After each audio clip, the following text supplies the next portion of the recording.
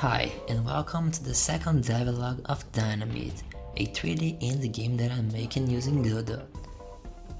The game is basically about exploding things inside a creepy gold mine to survive, get richer, and kill some evil guys. If you haven't watched the episode 0 yet, go check there so you can know more about the game and my first steps on it. In the last devlog, I showed you how I made the player move and drop dynamites to explode things, which is the core mechanic of the game. But there was actually nothing to be exploded, yet. So in this episode we are gonna add some destroyable obstacles that can drop collectible items, such as gold bars and PowerUps. So let's get started.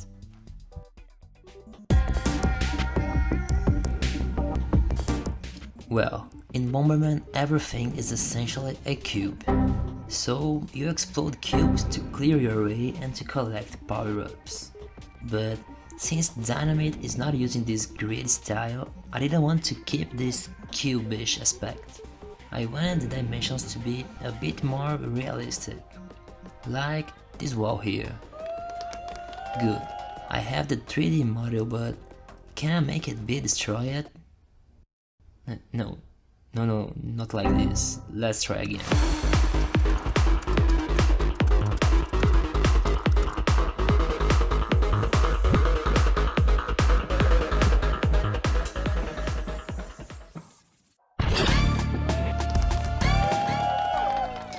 Oh yeah, nice. Yes, I could do it. That's it guys, thanks, see you in the next episode.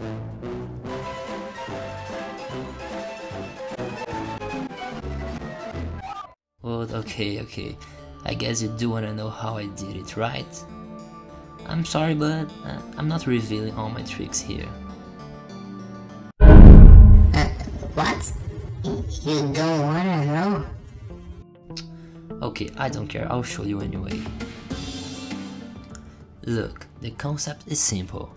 An obstacle is just a rigid body, and if it's destructible, it's in the destructible group. Now, whenever an obstacle is hit by a dynamite explosion, it should explode. I mean, play the explode animation, which emits some particles effects and plays a blast sound. Well, but the real challenge here is to know when this animation should be played, and trust me, that's where we need some magic.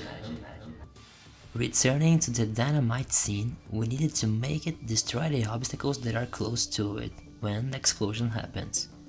So, to do that, I'm using an area node with a spherical collision shape that represents the explosion range. So, when the bomb explodes, every destroyable obstacle inside its damage area should be blown up. Easy, right?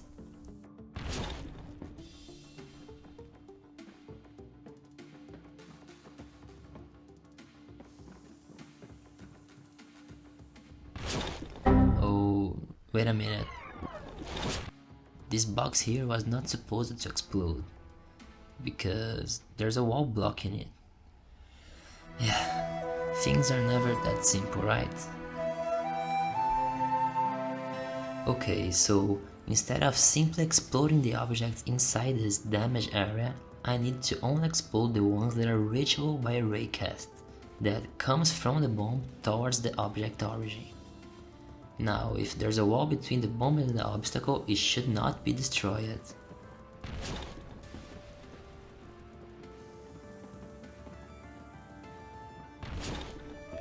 Oh yeah, actually this was not so hard, look.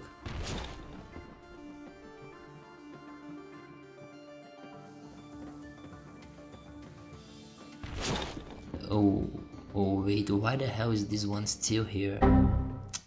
Let's try again. Oh, come on.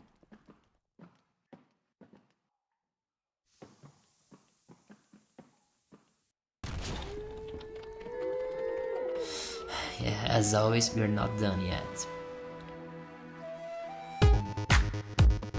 What happens in this case is that the Raycast is only checking if the obstacle origin is reachable by the explosion, not its whole body. So what I needed to do was to cast more rays toward different points of the mesh, so I could increase the chance of detection. And to do this, I added a set of target points onto the obstacles, so the Raycast could check more parts of the body. And yes, finally, this is working now, at least 95% of the time.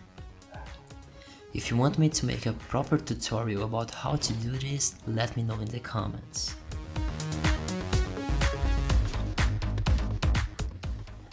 Alright, at this point I had a boilerplate for destructible objects, so I could just replicate it and adapt the mesh and effects to add more variety, like wood walls, crates, mining cars, barrels, and, what matters most, gold rocks. Yeah, let me recap one thing.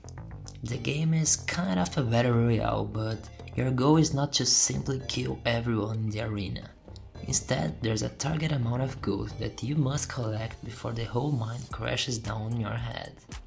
And yes, to achieve that you probably need to kill everyone else, because they will also be extracting the gold from the mine.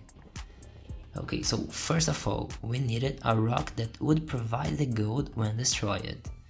And luckily, there's already a 3D model for that in the asset packs I bought.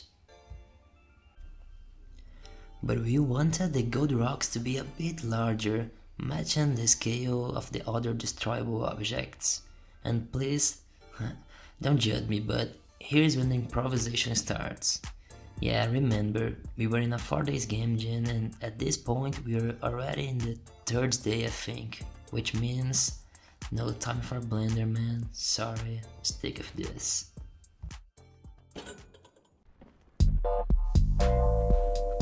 Good, finally we were able to explode stuff around the mine, but we still were getting nothing in return. So the next step was to make some PowerUps and collectibles. Inspired by Bomberman, we wanted 3 basic PowerUps in our game MVP.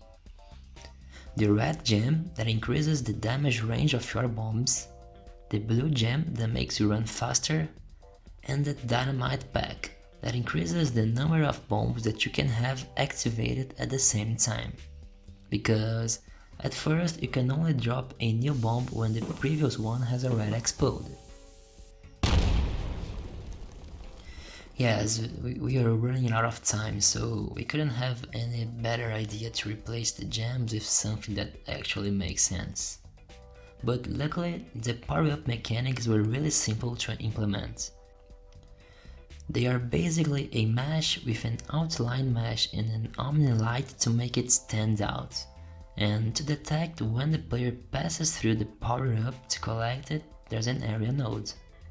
Now, to let them appear in the map, I just needed to make the obstacle spawn a random item whenever they are destroyed.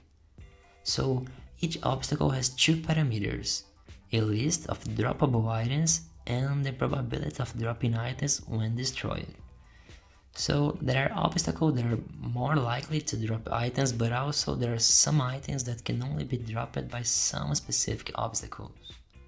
For example, the gold rocks. It will always drop 1 item, which is the gold bar.